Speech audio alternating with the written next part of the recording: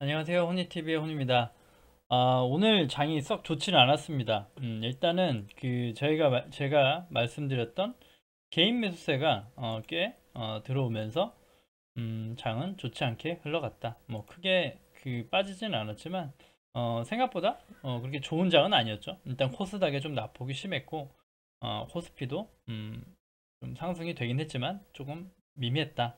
그래서 사실은 개인 매수세가 이렇게 순매수로 진행된 것 치고는 어, 일단 그 지수 코스피 지수가 나쁘지 않아요. 그 얘기 자체가 개인 매수가 짙어질수록 좀 이렇게 주가는 눌리고 빠질 확률이 많다고 말씀드렸는데 외인이 또 이제 말씀드렸던 외인과 개인이 중요하다고 했죠. 뭐 기관은 버리기로 했고 그 흐름 중에 나쁘지 않았답니다. 그래서 만약에 이 와중에 이제 개인이 조금 이제 양매수나 좀 매도가 나오면 또 큰 상승도 나올 수 있고, 3200이 이제 얼마 남지 않았으니 3200대의 그 반응을 보자고요. 올라가서 밑으로 지지를 해주는지 맞고 또 떨어지는지, 그 지수가 가장 중요하기 때문에 지수를 보고 섹터를 보고 종목을 보는 거라고 눈을 얘기 드렸습니다. 그래서 일단 지수가 가장 중요하다라고 해서 일단 정리를 드리고, 사실 그 세운 메디칼이 오늘 좀 안 좋았죠. 흐름이 안 좋아가지고 제가 대응 가능하신 분만 하시고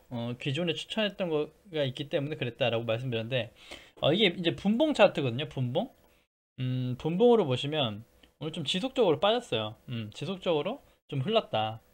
그래서 사실 좀 다시 그냥 던질 수도 있었고, 예를 들어 신규로 들어가신 분은요, 기존에 들어가셨던 분들은 추세가 아직 꺾이지는 않았어요. 오늘 좀 음봉의 강도는 세긴 했지만 코스닥 지수가 안 좋았고, 그 다음 단기적으로 급등해준 갭이 또 있고, 갭을 막아준다는 차원에서는 아직 유효하거든요. 여기 이제 떠 있는 거 보이시죠? 여기서 요거는 이제 갭이라 그러는데, 요런 거예요. 거기가 이 상승을 떠서 출발해서 이 갭이 비어 있죠.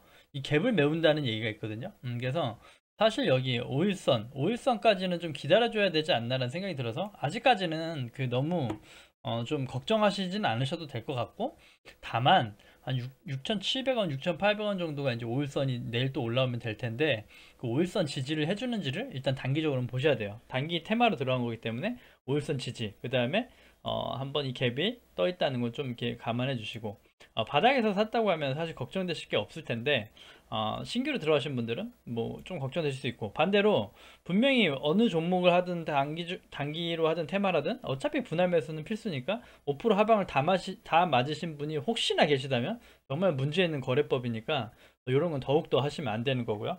그리고 오늘은 좀 이제 과대 낙폭 종목이 좀 몇 개 있었죠. 그 중에 언급 안 하고 넘어갈 수가 없는데, 일단은 좀 과대 낙폭 종목들로 한번 꾸려봤어요. 우리 종목들은 뭐 크게 문제는 없었죠. 뭐 갈롬 가고 뭐 그랬죠. 그리고 뭐 크게 그 이슈가 없었고, 일단 SK 이노베이션부터 다뤄볼게요. 자, SK 이노베이션은 배터리 소송에 패소하면서 하락을 갔는데, 사실 제가 예상했던 금액은 한 24만 원 정도까지는 빠져주고, 이제 미국에 있는 공장의 가치를 계산하면 그 정도 되거든요. 뭐 한 10조 얘기도 나오는데 10조까지는 아니고, 들어간 그 비용 뭐 해서 뭐 하면은 소송 비용 뭐 계산했을 때 사실 더 빠져야지 반납을 하는 거예요. 근데 사실 반납이 잘 안 되고 이게 외인 매수세가 붙어주면서 어느 정도 지켜주고 있어요. 근데 사실은 더 빠진다고 하면 또 어떻게 보면 반대로 매력이 있을 수가 있거든요. 그래서 20만 원 중반이나 아니면 초반까지는 안 오겠지만, 만약에 온다 그러면 좀 그 소송 과정을 지켜보면서도 매력적인 평단가를 가져갈 수 있다. 왜냐면 그 2차 전지 관련주로 가장 후발주자면서도 그 증설 양이나 그 양은 굉장히 늘어나거든요. 그래서 사실 그 소송이라는 그 불확실성 때문에 제가 SK 이노베이션을 단 한 번도 언급드린 적이 없습니다. 큰 상승이 있고 큰 하락이 있고 변동성이 심하기 때문에 추천드리지 않는다라고 해서 예전부터 SK 이노베이션 다룬 적이 없는데, 뭐 그래도 2차전지 섹터에서 악재로 인해서 빠져주고, 마지막에 또 악재지만 또 그 소송에 관한 불확실성이 해소된다 그러면 또 오히려 또 볼만하니까, 그런 관점에서는 LG화학이나 SDI보단 덜 부담스러울 수 있어요. 하지만 리스크나 이런 건 충분히 있기 때문에 조금 더 관망해 보실 필요가 있겠다. 그래서 뭐 가지고 계신 분들은 쫄지 마시고 홀딩 하시는 게 맞는 것 같아요. 홀딩 하시는 게 맞고, 신규 매수하실 분들은 정말 보고 보다가 좀 가격대가 매력적인 금액이다라고 하면 들어가 볼 만하지 않나? 라는 생각이 들어서 SK 이노베이션을 가지고 와봤고요. 그리고 이거는 좀 다른 의미인데 현대차예요. 현대차인데 현대차 이제 그렇죠.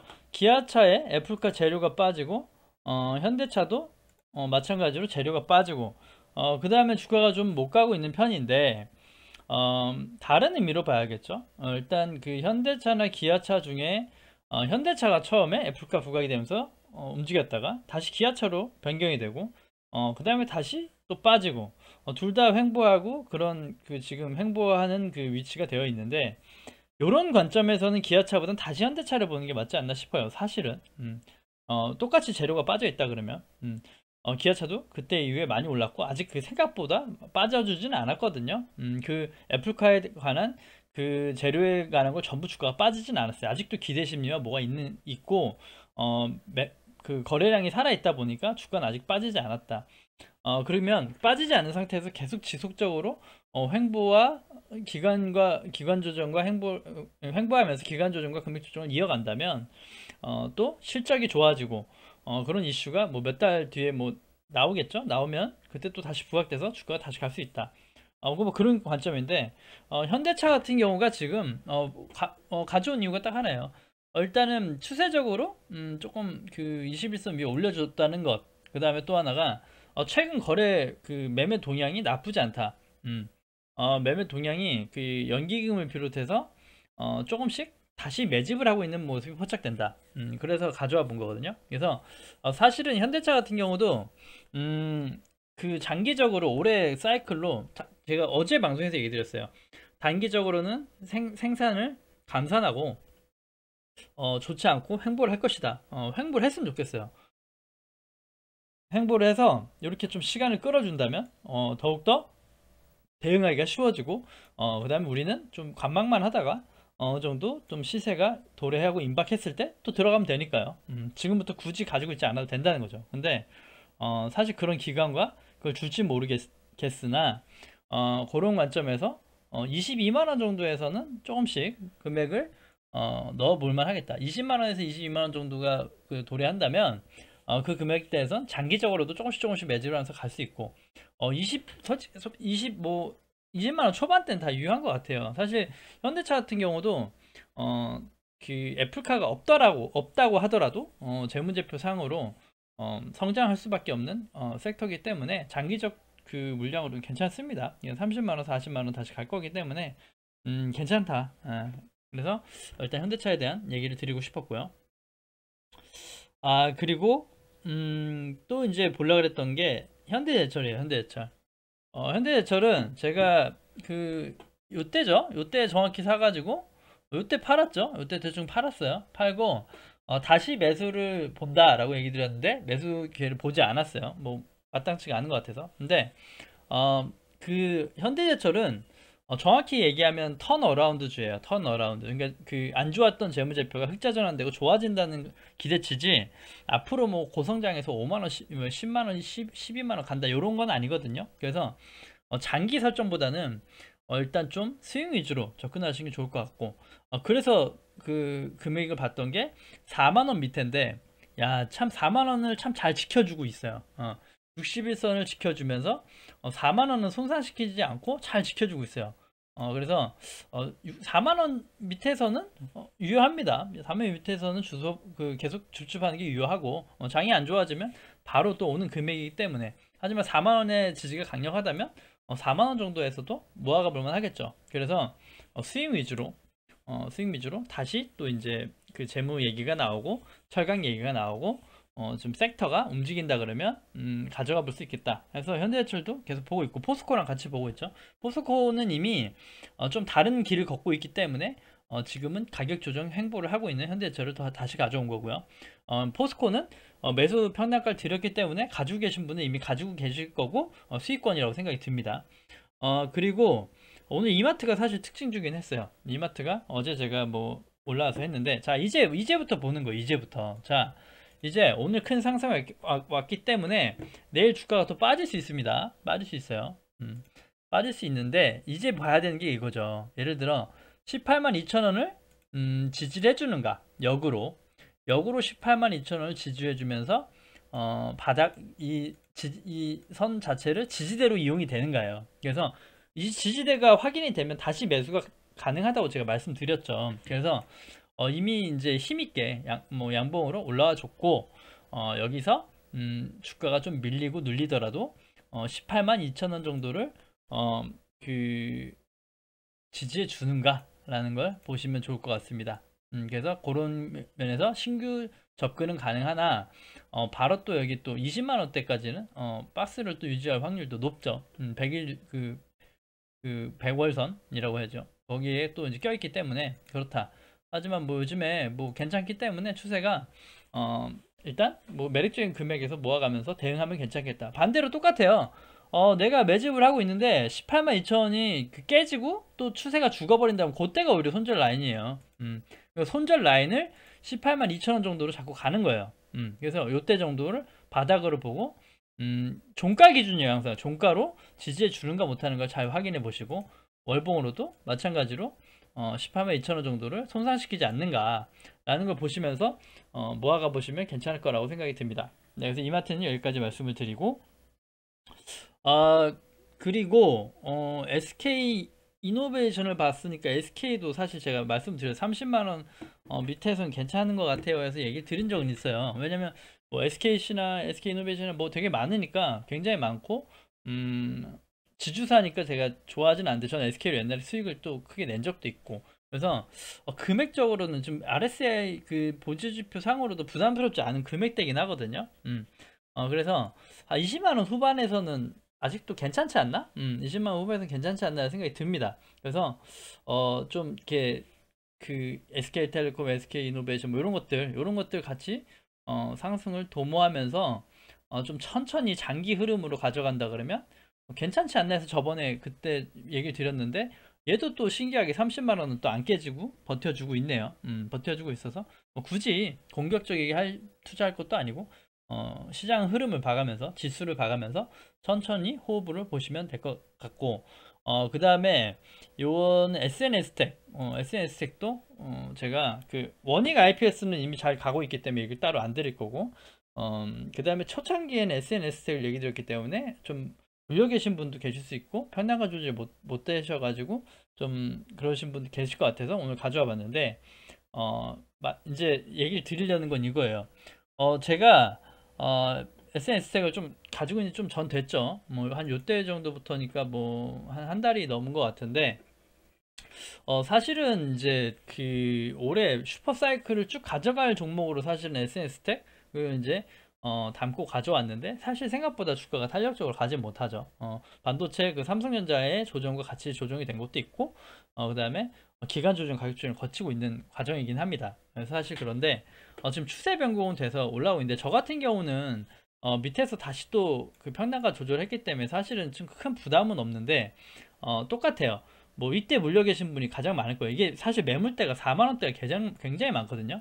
4만원에서 4만 1천원의 매물대가 굉장히 많은 것 같아서, 만약에 SNS텍의 내 평단가가 유리하지 않다면, 내 평단가가 4만원, 4만 1천원이라고 하시면 비중 조절이나 그 좀 본전 회수의 건 그렇지만 약수익으로 매도를 하시고, 그 다음에 다른 종목으로 편입하시는 것도 나쁘지 않아요. 왜냐면 매물대가 많고 좀 그 움직임이 좀 더 느릴 수 있습니다. 그런 걸 감안하셔도 그 SNS텍의 그 블랭크 마스크에 대한 프리미엄을 가져가고 싶다면 괜찮지만, 그게 아니라면 그 제가 계속 발굴들에서 얘기했던 뭐 LB 세미콘도 있고, 원익 IPS 좀 갔으니까 부담스럽지만 또 다른 것들도 반도체 관련주들이 굉장히 많기 때문에 분산하는 것도 나쁘지 않다. 그래서 사실은 비중이 많은 분들 걱정하는 거예요. 많은 분들 비중이 많은데 평단가가 높다라고 하신 분들은 비중 조절과 그 평단가 관리를 하시면 어떨까라고 해서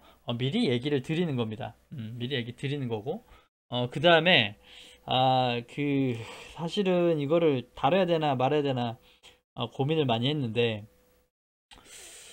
HLB라는 종목인데 오늘 사실 저희 그 직장 동료분들도 굉장히 좀 힘드신 분들이 계셔서 가지고 계신 분이 계시거든요. 그래서 사실 좀 안타깝긴 하지만 또 이거를 어떻게 해야 되나라는 관점에서 그렇습니다. 일단은 사실 오늘도 이 종목 자체에 또 그 분봉상으로는 한 그 10, 마이너스 10%까지 이제 10%? 12%까지는 반등이 됐었거든요.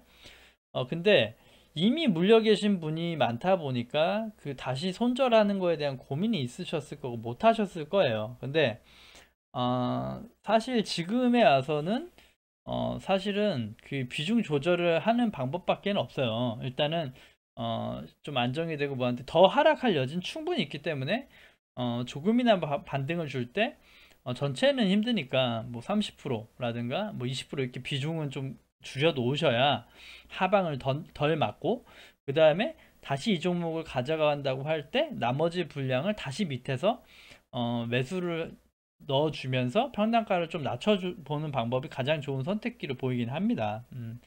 그래서 사실은 이런 것 때문에 제가 바이오주를 권하지 않는 거고 잘 하지 않는 거예요. 지금도 제가 바이오를 몇 개 얘기 드린 적이 있는데 HLB도 얘기 드린 적이 있어요. 만약에 8만원 정도에서 10만원 박스권이 유지되니까 8만원대 정도 오면 매수를 고려해 볼 만하고 10만원 정도 매도를 할 수 있는 건 단기적으로 유효하다고 얘기 드렸는데 다행인 건 8만원대가 오지 않은 상황에서 꺾여가지고 그 방송을 들으셨다면 사신 분은 없으셨을 거라고 생각이 들어요.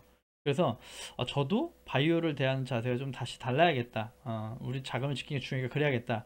라고 해서 좀 걱정이 되면서 또 드리고 싶은 말씀이 이런 바이오를 할 때도 해볼 수 있어요. 뭐 등락도 크고 좋단 말이죠. 근데 여기에 대한 대응이나 비중을 확실히 가져간다면 괜찮거든요. 예를 들어 제가 투자금이 100이면 바이오주를 10% 20%까지 내외 정도 투자를 해본 적도 있고 하기도 해요. 지금도 제가 레고캠 바이오를 얘기 드렸고 레고캠 바이오는 지금 한 그 15% 정도 생각을 하고 있는데 한 투자금의 15% 정도 생각하고 있는데 한 지금 한 10% 9% 정도 10% 정도 매집을 해놓은 상태거든요.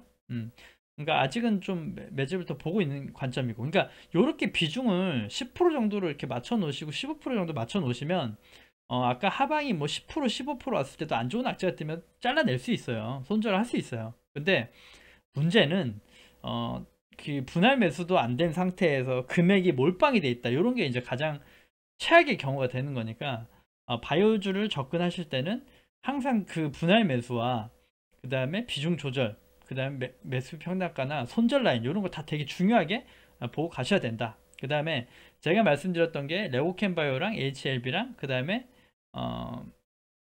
그 또 하나가 뭐였죠? 아무튼 HLB 레고캠 셀리버리였는데 셀리버리 이미 말씀드리자마자 뭐 이현석 나오고 가버렸고 걘 됐고 레고캠 바이오 같은 경우엔 재무제표의 기대성을 가지고 있단 말이죠. 왜냐면 기술 수출을 주로 그 얘기하기 때문에 기술 수출에 관련된 것들은 어느 정도 괜찮게 실적이 나올 수 있고 그 시너지를 내줄 수 있다라는 관점에서 괜찮게 보는 것이고 HLB 같은 경우 솔직히 재무제표는 그냥 마이너스고 그냥 적자예요. 근데 여기 5조가 물렸다는 자체가 되게 부담스러운 금액이긴 하거든요, 저한텐. 근데 예를 들어 삼성 바이오로직스나 아니면 제가 거래했던 바이넥스 이런 것들은 재무제표가 있고 성장성이 동원되기 때문에 바이오지만도 괜찮다고요. 실적 바이오주니까 괜찮아요. 근데 이런 것들을 접하실 땐 아까 말씀드렸던 걸 꼭 지켜주셨으면 좋겠다.